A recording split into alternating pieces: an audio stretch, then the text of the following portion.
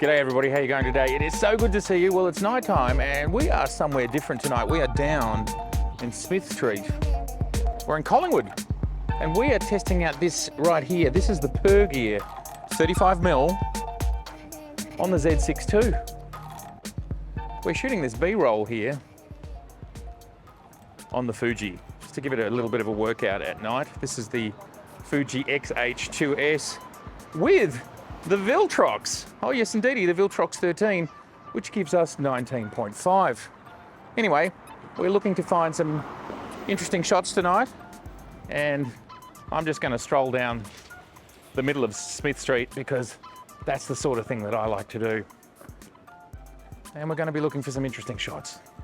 All right, join me for 35mm Pergear 1.4 manual action on the Z6-2. Let's do it.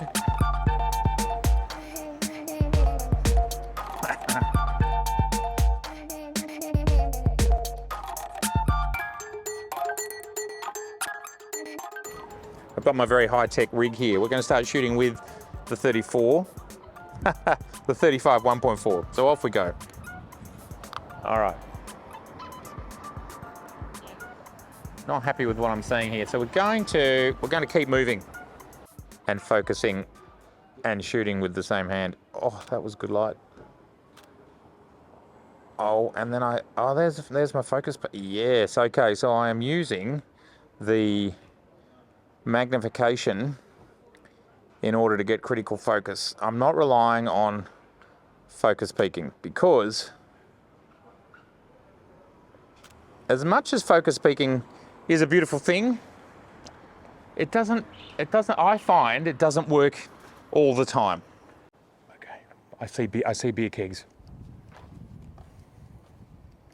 We're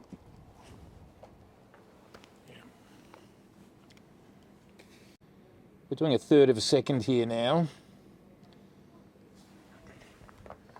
That might be pushing the friendship a little bit too much.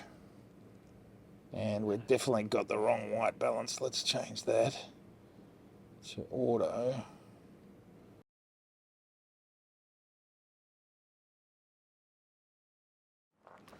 Well, it's very tiring holding this rig, but I'm sure it's going to be worth it. It's literally pitch black down there. Let's see if we can get a shot. I don't even know what we're going to see, but yeah, very dark.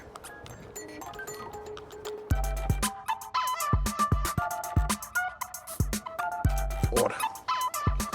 2.5 seconds, that's handheld. That ain't gonna work. Capture 1, I'm running version 22. I just haven't gotten around to updating. As we can see here, we are on the Z6-2 for firmware 1.4. I think I need to update that, don't I? As you can see here, there is no real lens information. I dialed the apertures there because I dialed that in so that the in-body image stabilization works. Now, I was driving into the city and there's this great vantage point from a hill above Melbourne, and this is the city just after sunset, as we can see here, and this is on the Z6-2, and we're on a 5K screen. So what we can see here, this is pretty harsh actually, and I'm getting manual focus. It's interesting, we're at 1/250th of a second, which you can see down the bottom here, ISO 100 f4. So we're wide open, and we can see a little bit of chromatic aberration going on here. Interestingly, I see less of it under unnatural light than I saw in this situation. So this is something to keep in mind. Other than that, I actually think this looks quite lovely, quite cinematic. Now, you just saw me take this image, and indeed it was at 1/3 of a second, handheld, ISO 100, wide open, etc. And look, a third of a second's pretty tough. And we can see here there's some camera shake at 200%. But at 100%, critical focus is here on the brewing. It looks pretty good. Remember, this is a 5K screen rendered to 4K with the screen capturing software, and then it loses a bit of quality through the YouTube journey. This is a pretty good result for a third of a second.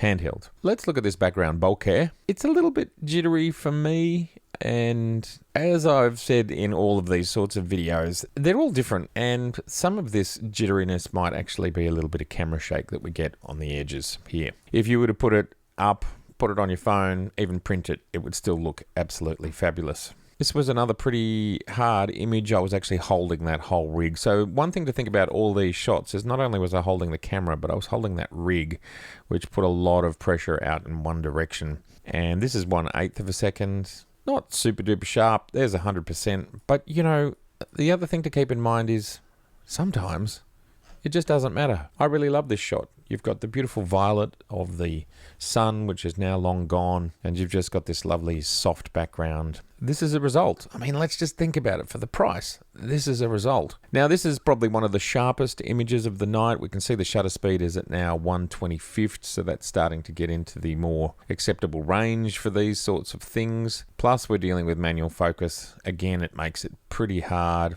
Focus peaking, you're doing it yourself. I think focus looks good. I think it looks sharp. I think the rendition is good. One thing we are starting to notice here is there is no capacity for correction of distortion, and we can see a little bit of distortion coming in on the side of this lens. It's pretty minor. It's a bit more obvious here and there, but it certainly exists. Of course, it's correctable, so it's not worth worrying about too much. We can see chromatic aberration here on the light. There it is. It exists. Now, this software has a tool called Fringing. I have found it to be a little bit helpful. Yep, that's probably minimized things a bit. Let's just turn that off. Yeah, look, it's had a mild impact, I think. Why don't we get in really close? That's probably the way to do it. Yeah, that's definitely changing it. I don't think it's a big issue in an image like this, but it's going to change all the time. Again, you're walking around a city, you've got this tiny, tiny little light lens, and you can shoot in absolute darkness. To me, this is an awesome outcome, and your investment is tiny. Coupled with the power of the Z6, which has probably got one of the best sensors for this type of photography ever made from my perspective. Like, we are pushing things to the envelope. And let's just push into that shadow here by creating a mask. We'll just turn that mask on by pressing M on the keyboard. I need a computer upgrade. My computer is so old and so slow. Anyway, there we go. We can just massage that up a bit if we want. Now, as you can see there, we're losing the black, so let's use shadows instead. And I would probably throw a bit of yeah, that's interesting, isn't it? I quite like the depth and the softness and the fact that there's more light. So I like that adjustment. I'd just probably bring those blacks.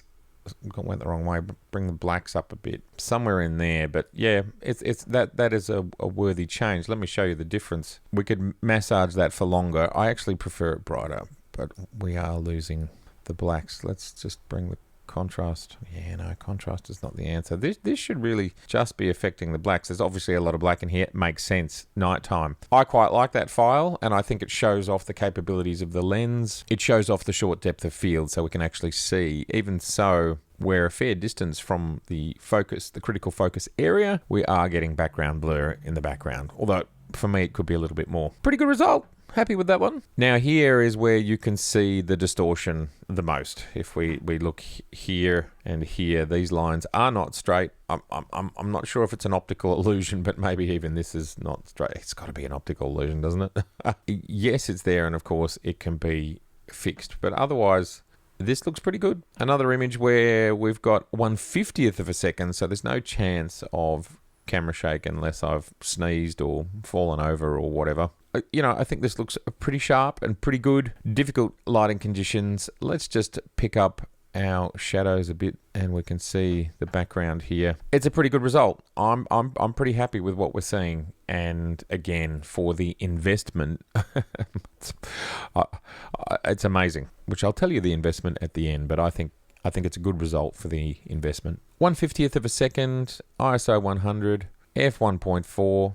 This is great. It's full night time. You've got a good shutter speed and you're still able to capture things. Yes, it's not as sharp as a Z lens. Yes, it doesn't suppress flaring in the same way. Yes, it's got chromatic aberration. We can certainly see as we get towards the corners, I think it is getting softer up around here. This area, let me get rid of that. This area here looks kind of okay, but it does feel like it's getting a bit soft off in that direction. Now, some of that might be related to depth of field, but I'm feeling it's probably not, because this was flat and it's doing it on both sides. So, yeah, it's not corner sharp like the Z primes are. You know, you do get what you pay for. Those Z 1.8 primes are outstanding, but they are more. Now, this is an interesting test to me. I don't really know what's going on here, but there is not a lot of chromatic aberration, and you kind of might expect it considering how much light there is there. So I think it's actually done a pretty good job of resolving these lights in the window. 1250th f1.4, we can see down here, ISO 100. Here we are just showing off the bokeh, and that's falling off quite nicely. This is 1/40th of a second f1.4 ISO 100. Yeah, I think that looks pretty nice. Look, this does kind of remind me of the previous generation of f lenses and other lenses I've used. It doesn't feel like the more modern lenses we have today. And that's okay. Some people are actually looking for that sort of look. Great price. I keep saying that, but it is a great price. An artisan butcher in Smith Street in Collingwood. Doesn't that look yummy? I hope if you're a vegetarian, my apologies, we'll move on in a second. But yeah, look, that's capturing the color. It's looking great. Short depth of field. Nice result. This is a manual focus lens, and as you can see here, I am focusing with my fingertip. Now, the lens has great resistance and the grip on the lens is really good. So from that perspective, focusing manually, it's certainly very easy to do. The ergonomics are great. So I would say, shooting at night time, that zooming, using the 100% zoom to find critical focus is essential, because it's really making a difference. I've never mapped that button. Yeah, I've mapped my record button to zoom 100%. This was Joe's idea. Great idea, Joe. Thanks very much. And it really helps when you've got manual lenses. Again, Joe's a bit of the king of manual lenses in my world. Having bought his 50 and his 105 macros, they've worked super well. I think I knew the dude that lived in that apartment there. Alrighty, everybody. Well, there we are. We've done a night session on the Pergear. This is part one. Part two might come at a later time. The Pergear is like a lot of these third-party lenses that, well, you know, it doesn't have the same properties as a Z-class lens. And we've got to expect that for the price that we pay, which you can see that price right here.